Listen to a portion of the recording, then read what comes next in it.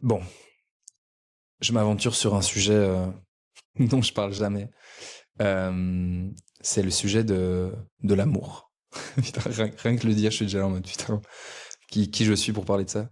Mais en gros, pour mettre un peu le contexte, euh, moi, ça fait longtemps que je ressens pas grand-chose euh, pour les filles. Je suis hétérosexuel. Enfin, en tout cas, pour l'instant, c'est ce que je ressens. Et c'est vrai que j'ai pas mal, je me suis pas mal désexualisé en fait ces dernières années, jusqu'à un point où en fait j'en arrivais à quasi plus avoir de libido. Les fois où j'avais une copine, j'avais une libido réactionnelle, donc voilà, j'étais quand même un peu rassuré. Mais je viens d'une relation, j'ai eu une longue relation où voilà, c'était assez compliqué. Euh, et je pense que ça m'a un peu, enfin bref, ça m'a aidé à me désexualiser, ce que je trouve qu'il y a une bonne chose, parce que j'arrête de voir la femme comme un bout de viande et voilà, juste comme une, ouais, comme un objet. Et j'ai l'impression de fonctionner plus comme une femme maintenant, c'est-à-dire que c'est c'est l'esprit, c'est l'énergie, c'est l'âme un peu qui me séduit avant juste de dire ouais, elle est sexy, elle est, enfin pour moi, c'est ce truc du cerveau un peu plus primal, elle est fécondable, quoi. Donc ouais, ça, je trouve que c'est une bonne chose. Et en même temps, bah, c'est une bonne chose aussi d'avoir de la libido. Et donc, bref, tout ça pour arriver au fait de dire que, euh, bah, souvent on dit, ouais, c'est quand tu t'y attends le moins que ça se passe, l'amour. Et en fait, bah là, j'ai rencontré quelqu'un, je suis en Indonésie, c'est une personne que j'avais déjà vue il y a 10 mois quand j'étais venu. Et j'avais senti une attirance. J'étais là, putain, c'est qui?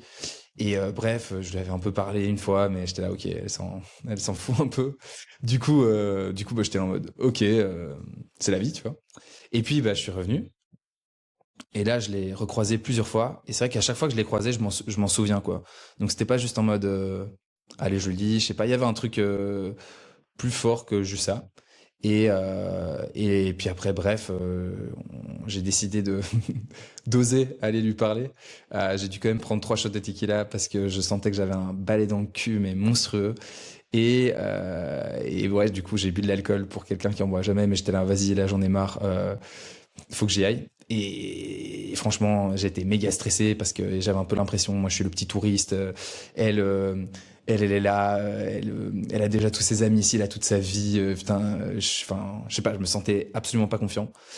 Et je me suis dit, vas-y, au pire, tu risques quoi, à part un rejet, tu vois. Et j'étais là, mec, accepte ce putain de rejet, ce serait pas si grave, tu vois. C'est bon, tu peux prendre ça, tu vois. Et donc je vais lui parler. Et là, bah, déjà, j'arrive vers elle. Il y a ses amis qui me laissent passer comme si je devais passer pour aller aux toilettes. Sauf qu'en fait, ben, moi, ma direction, c'était précisément ben, la fille en question. Et donc, bref, je passe. Et là, là, je lui dis, bah voilà, en fait, on s'est parlé l'année passée. Tu te souviens peut-être pas, mais tu me plais, quoi. En anglais, avec beaucoup trop de bruit. Bref, là, j'avais mon cœur qui battait. Boum, boum, boum. J'étais là, putain, mec, comme si j'allais mourir, tu vois. Et en même temps, après, on a parlé. Bref, long story short, aujourd'hui, enfin, bref, voilà, il se passe un truc, quoi. Et je suis trop heureux de ça. Et donc, du coup, euh, tout ça pour dire quoi? Tout ça pour dire qu'en fait, je pense que c'est grâce au fait aussi que j'ai lâché le contrôle dans ma vie, que j'arrive aussi à rentrer dans une situation où je suis capable de m'ouvrir aussi. Et, euh, et que du coup, c'est aussi, oui, c'est ça le truc, c'est que typiquement là, j'avais une grosse résistance d'aller lui parler. Et en même temps, c'est ça le truc, c'est que parfois, c'est pas parce que t'as de la résistance que c'est pas juste.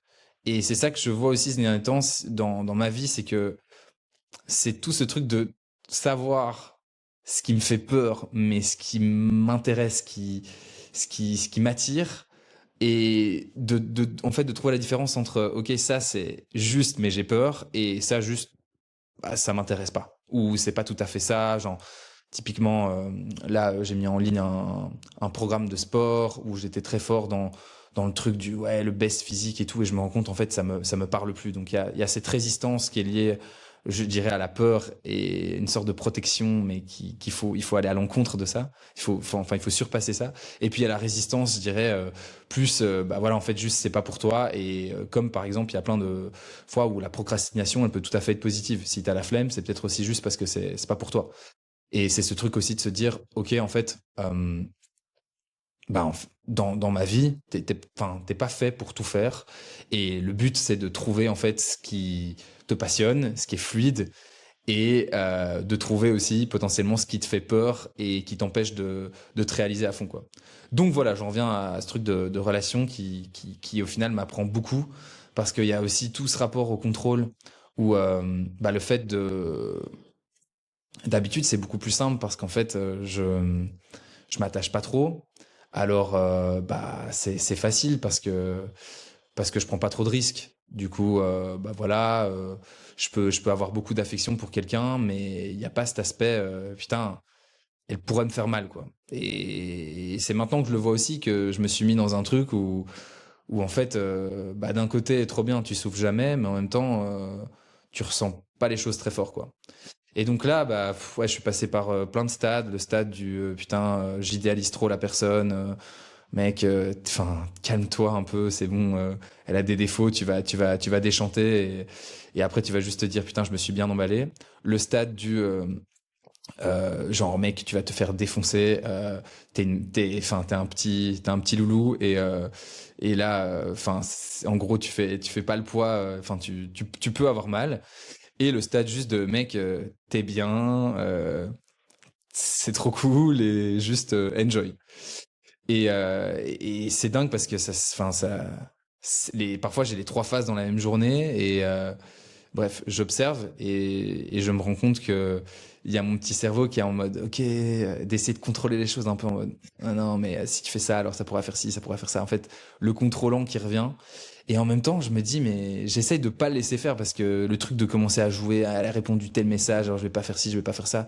Enfin, genre, je trouve ça nul. Donc voilà, j'ai pris le choix de, enfin j'essaye en tout cas d'être vraiment transparent et de pas trop jouer ou en tout cas d'agir un maximum et de parler avec ce qui est juste pour moi plutôt que de me dire ah si je dis ça alors elle va peut-être plus m'apprécier ou enfin peu importe et euh, et ouais c'est un exercice vraiment c'est un gros exercice mais voilà tout ça pour parler de ça et j'ai envie de terminer sur un point c'est que enfin voilà dans tous ces toutes ces questions que je me suis posées par rapport aux relations, le nombre de fois que j'ai été aussi sur les apps de rencontres et tous les espèces de micro histoires romantiques que j'ai vécues. Et pour comparer par rapport aux autres personnes aussi qui font du dating à mes potes, etc., je trouve que on vit vraiment dans un monde où on a trop tendance en fait à considérer je dirais la femme ou l'homme comme vu qu'on est dans des relations hétérosexuelles où du coup on se dit voilà elle est jolie sous-entendu l'enveloppe me plaît et donc voilà j'y vais on se met en couple etc sous-entendu je trouve qu'il y a trop de couples qui se forment sans avoir eu une réelle intention derrière un peu comme si juste on cherchait voilà on a besoin de chaussures et voilà il y a des chaussures qui nous plaisent et c'est bon tu vois alors que pour moi justement là où il y a match, c'est quand la personne, pour bien faire, pour moi, il faudrait d'abord euh, être ami avec la personne, donc rentrer en relation juste, mais parce que tu aimes l'énergie de la personne, il y a quelque chose qui te rapproche d'elle, et puis après coup te dire, ok, cette personne en fait, elle me plaît physiquement, il y a quelque chose qui m'attire plus que l'amitié. Mais je trouve qu'on confond trop souvent ce truc de surtout sur les apps de rencontre où genre ouais la personne elle est dans mes critères et du coup j'y vais mais ouais pour moi un couple qui dure c'est d'abord un couple qui s'amuse enfin dans lequel il y a une réelle complicité et puis ensuite évidemment où il y a l'attirance quoi mais voilà je trouve qu'on a et même moi on a tendance à confondre un peu tout ça parce qu'il y a aussi tout l'aspect ego de voilà, si je suis avec telle personne et si et ça et la société, oh, j'aimerais bien quand même avoir des enfants, être dans un couple, dans une situation plus stable et du coup je fais ci, je fais ça. Et bref, tout ça pour revenir toujours sur ce truc de quelle est l'intention derrière l'action et et d'essayer de pas se fourvoyer et de se rendre bien compte que parfois en fait tu devrais juste potentiellement être seul et te rendre compte en fait de toutes tes insécurités et de prendre soin de ça et de te rendre compte que parfois ta relation en fait c'est une relation que je dirais un peu comment on appelle ça, des relations qui viennent te t'ancrer en fait pour te donner une raison d'être. Et je trouve que même dans la parenté, de ce que j'ai l'impression, il y a beaucoup ça aussi, c'est on fait des enfants parce que on a du mal à trouver parfois un sens à la vie. Et d'un côté je comprends totalement, hein. Je pense que mes parents ont fait ça aussi, enfin c'est pas qu'ils trouvaient pas de sens, mais voilà, il y avait ce truc un peu, voilà, la vie, le métro, boulot, dodo, etc. Et moi, j'avoue que j'aspire à ce truc de faire des enfants euh, parce que j'ai trouvé du sens et parce que, genre, en fait, je peux pas m'empêcher d'avoir envie de comment dire, de solidifier le lien que j'ai avec une personne, avec la personne avec qui je suis, et de le rendre tellement tangible que du coup ça se transforme en une famille, en des enfants, tu vois. Maintenant, voilà, c'est ma vision pour l'instant. C'est un peu peut-être idéaliste, enfin, je sais pas. Moi, j'ai envie de me dire que c'est possible en fait de contribuer en fait à quelque chose de plus grand que soi et que ça te permette de gagner de l'argent, en même temps de prendre soin de sa santé et en même temps du coup d'avoir une famille et tout. Même si aujourd'hui je trouve que on travaille beaucoup trop et du coup que c'est pas tout à fait possible. Et mais voilà, ça c'est mon petit chemin. J'espère que qu'un jour je pourrai trouver ce truc de cet équilibre entre argent, sécurité, euh, famille, relations, santé. Euh, voilà, je pense que je me suis bien emballé. Je vais me taire un peu et j'espère que ça résonnera.